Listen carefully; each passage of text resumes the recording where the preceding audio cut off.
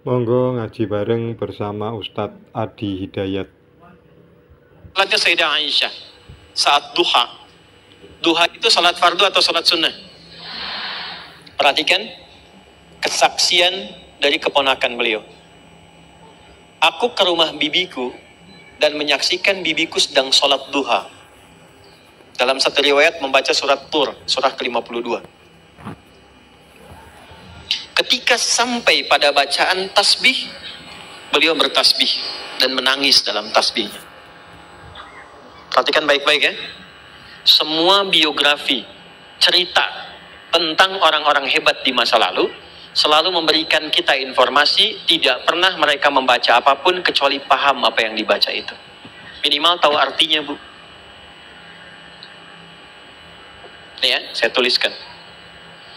Saking paham dan mengerti tentang ayatnya, saya lihat bibi saya itu bukan sekedar baca diulang sampai menangis. Sesegukan kalau bahasa kita itu, saking merasakan dalamnya ayat itu untuknya. Karena lama, ini baru satu ayat, karena lama baca itu, saya putuskan saya ke pasar dulu untuk beli sesuatu. Begitu saya kembali, saya lihat bibi saya masih baca ayat itu dan masih nangis seperti tadi. Ibu kesini, lihat teman ibu sedang sholat, baca Al-Ikhlas, saking ikhlasnya nangis misalnya. Ya. Baru nyebut Allahus Somad, ingat semua masalah misal. Ya. Nanti ada sanadnya, Bu. Al-Ikhlas itu ada sanadnya. Nanti saya cerita di akhir ya, tolong diingatkan. Misalnya begitu Allahus Somad diulang-ulang, sudah 5 menit belum selesai. Ibu putuskan saya ke Kosambi dulu aja deh, ntar kesini lagi. Begitu kesini lagi, masih di ayat yang sama, masih nangis, dan itu yang dikerjakan sholat sunnah. Itulah Sayyidah Aisyah.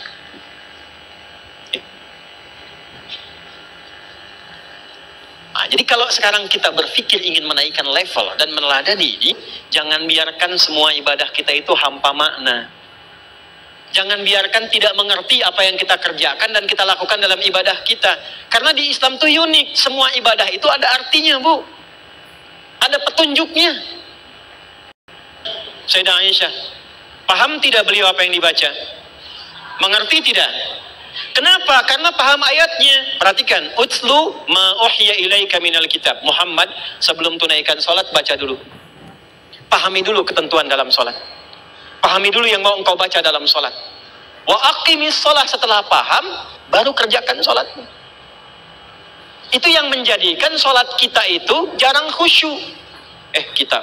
Itu yang menjadikan orang-orang yang sholat itu jarang khusyuk. Karena nggak ngerti yang dibaca.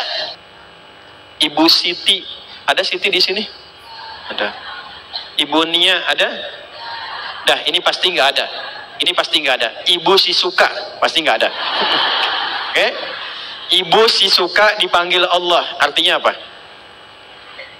Hah? Meninggal.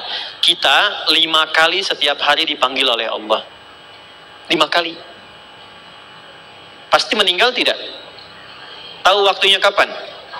Mungkin hari ini? Kalau sudah tahu mungkin meninggal hari ini, kenapa masih sibuk dengan dunia? Kenapa kita tidak kelola dunia itu untuk mendapatkan ridha Allah? Maka dibalik, sholatnya Bunda Aisyah, Sayyidah Aisyah radhiyallahu ta'ala anha, tidak pernah mengucap sesuatu kecuali paham apa yang diucapkannya. Dan itu yang mengajarkan siapa? Bapaknya. Bu, Abu Bakar itu diminta oleh Nabi jadi imam, selalu menolak jawabannya. Jangan saya Nabi, jangan saya. Kenapa? Karena beliau itu kalau sudah takbir, itu langsung nangis. Nyambungnya itu lama.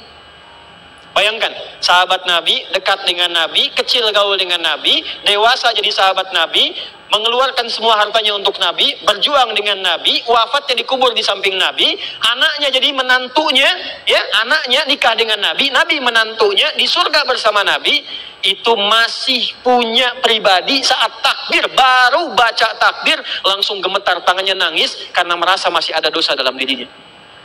Ya Allah, saya masih banyak dosa. Ya Allah, makin banyak orang mengagungkan saya, padahal saya baru mengatakan engkau yang paling agung. Sementara orang menganggap saya hebat, mengagungkan saya, menganggap saya punya kuasa, menganggap saya punya harta. Saya tobat, ya Allah, saya masih banyak salahnya. Itu Abu Bakar. Dan diwariskan sifat itu pada putrinya. Diwariskan pada siapa? Putrinya. Maka cara yang pertama, tingkatkan takwa, belajar ini, coba mulai sekarang perbaiki sholatnya.